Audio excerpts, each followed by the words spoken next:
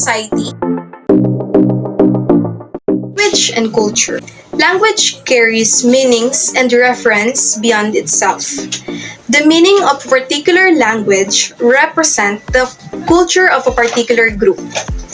To interact with the language means to do so with the culture, which is its reference point. We could not understand the culture without having direct access to its language because of their intimate connection.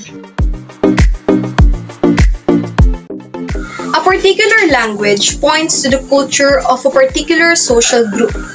Therefore, learning a language is not only learning the alphabets, the meaning, the grammar rules, and arrangement of words, but also learning the behavior of the society and its cultural customs.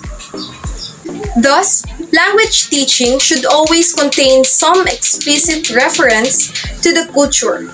The whole language teaching is cultural teaching due to the independence of language and cultural learning. However, a language is learning the behavior of a given society and its cultural customs. Moreover, language is a product of the thought and behavior. Indeed, the words we speak might be language, but the way we speak it is all part of our culture, which our parents and society has been teaching us from the day we are born. In other words, the relationship between language and culture is deeply rooted. Language and society. A language is a necessary tool for communication in order to communicate effectively. It serves to advise a societal peace and order. It employed to reinforce the achievement of goals and objectives and to protect authority and power. However, if language is used improperly, it can also be harmful to society. Language must be used in accordance with social norms in order to prevent conflicts and respect the limit of individual differences. Social linguistics. Social linguists study language variations that can occur for a wide variety of persons. Understanding how speech variety according to factors like religion, social class, race, relationship, and gender is essential for understanding how certain forms of speech can be stigmatized. Social linguistics is a descriptive discipline, not a prescriptive one, and is concerned not with how people ought to speak, but how they actually do speak. The relationship between language and society. 1. A language is a tool used by people to communicate with one another in a society, which is defined as a group of people who live together.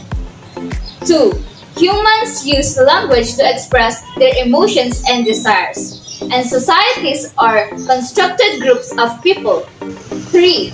Language is made up of signs, symbols, sounds, gestures, and the like, whereas society is made up of individuals bound together by shared cultural practices, religious beliefs, and the like.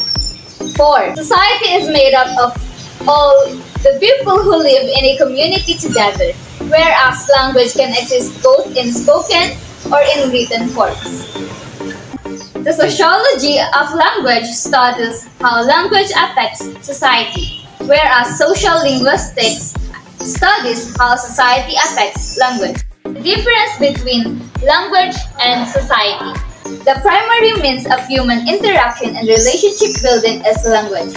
Through communication, a society is first established. A shared language is necessary for communication because without it, people cannot relate to one another or understand one another. Through communication, families and relationships are formed, and the community expands into a large society and country. As a result, both language and society are fundamental. Culture and society is two notions that define various facets of human life and structure a culture and society. A community or society is defined by its shared beliefs, values, customs, habits, and artifacts, which are referred to its culture. Cultural identity.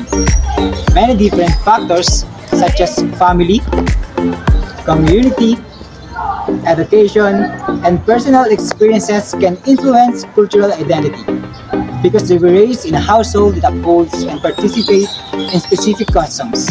For instance, a person may feel profoundly connected to its cultural heritage, similar to how prejudice or marginalization based on cultural background can affect how someone feels about their culture. Here are some identity of being a Filipino. As we all know, Philippines is known for its colorful and vibrant festival, which celebrate everything religious events, local traditions. Examples include the Ati-Atian Festival, Sinulog Festival, and the Nagyang Festival.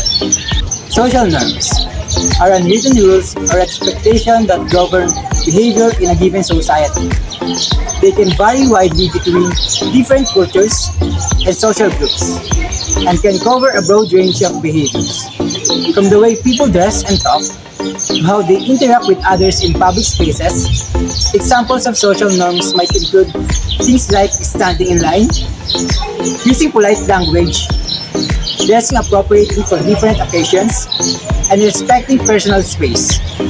Some social norms may be more explicit, such as rules around acceptable behavior in the workplace, schools, or religious institutions. Others may be more implicit, such as norms around gender roles or racial identity. At last, globalization is the process by which culture and societies become increasingly interconnected and interdependent. This can lead to cultural exchange and the spread of new ideas and practices, but can also create tensions and conflict between different cultures groups. Globalization is a term to use to describe how trade and technology have made the world into a more connected and interdependent place. Lastly, globalization also captures in its scope the economic and social change that have come about as a result.